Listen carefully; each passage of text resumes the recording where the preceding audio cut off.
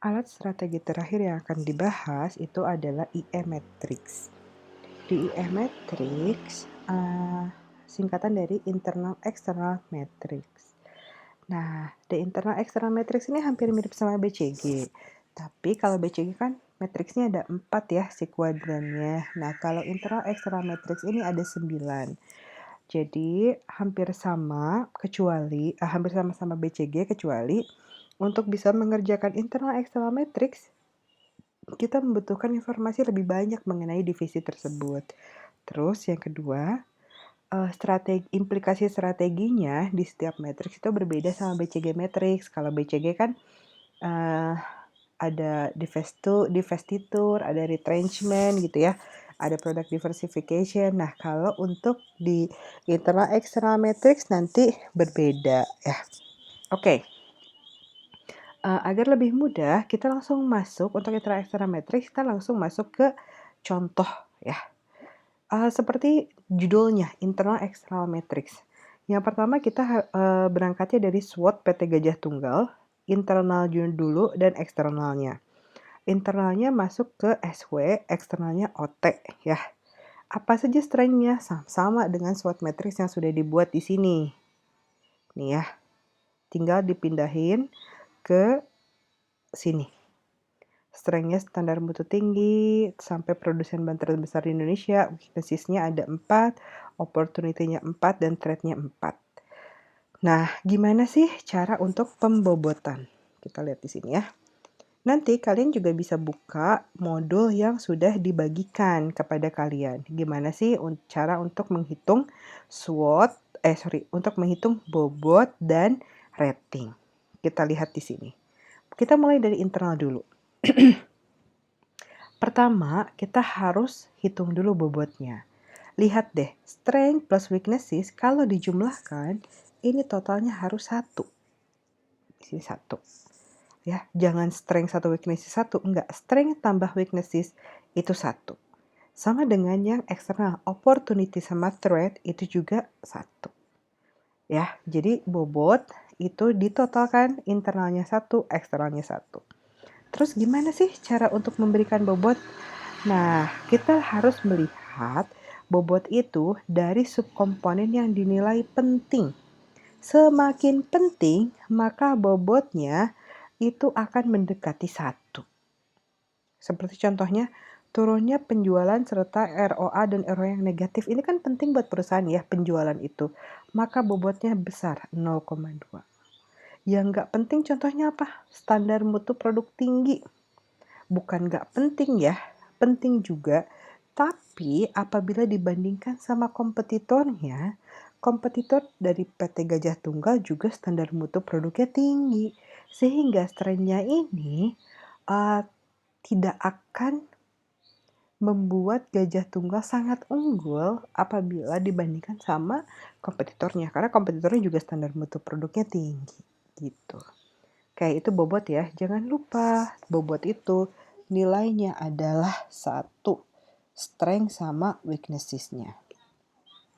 Sekarang pindah ke rating. Oke. Gimana sih cara untuk ngitung rating? Rating itu, kalian bisa lihat di sini rating itu peringkat ya.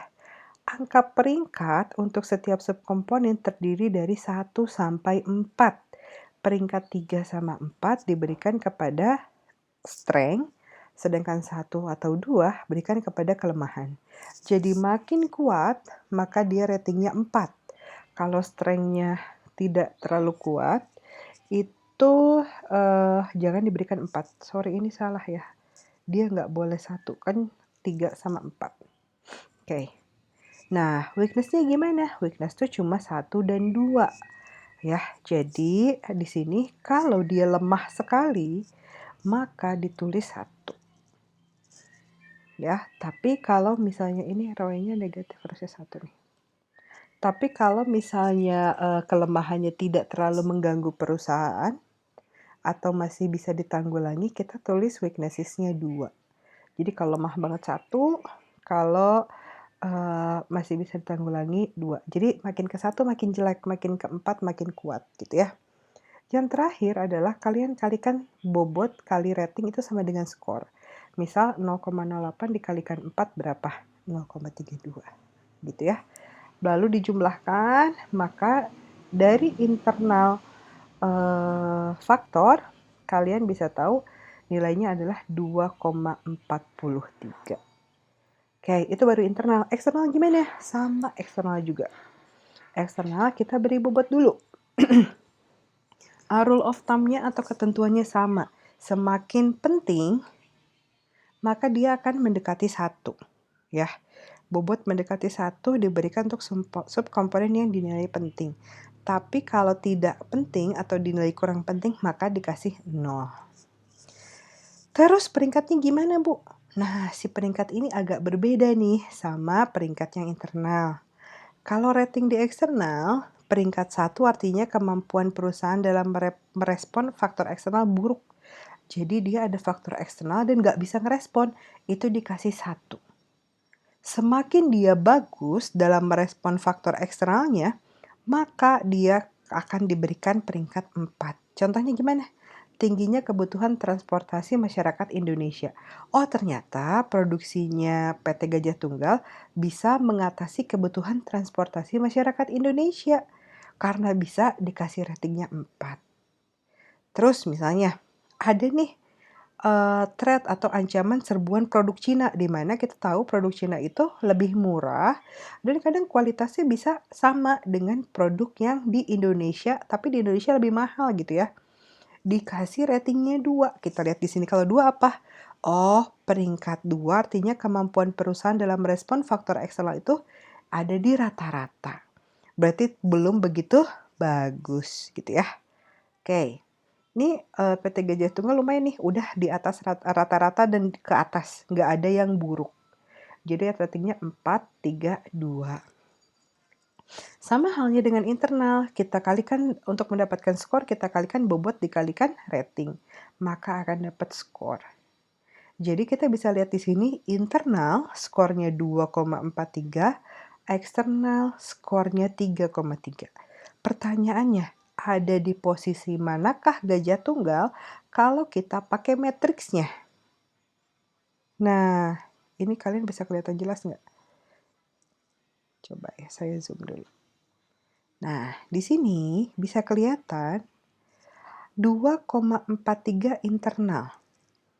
Nah, internal itu yang vertikal atau yang horizontal. Kita lihat di sini.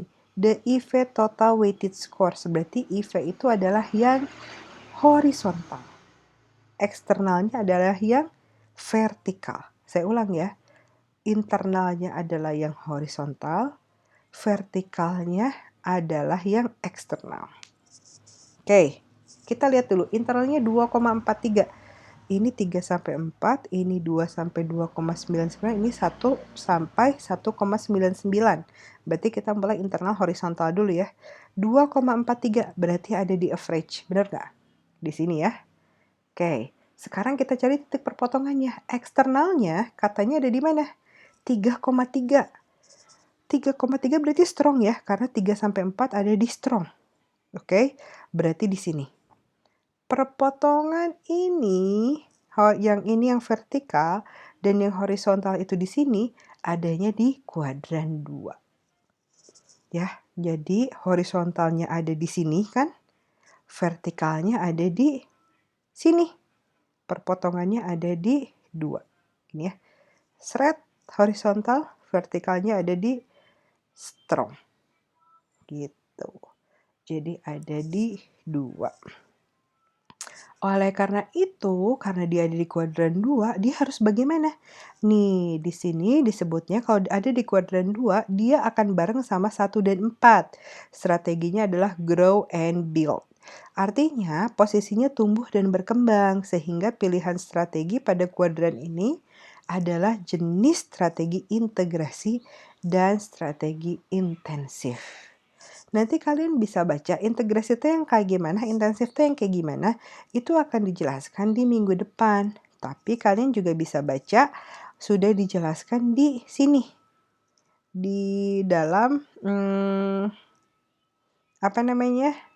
modul. Jadi di modul kalian bisa tahu itu teh apa gitu ya. Oke, Sampai sini dulu yang internal external matrix.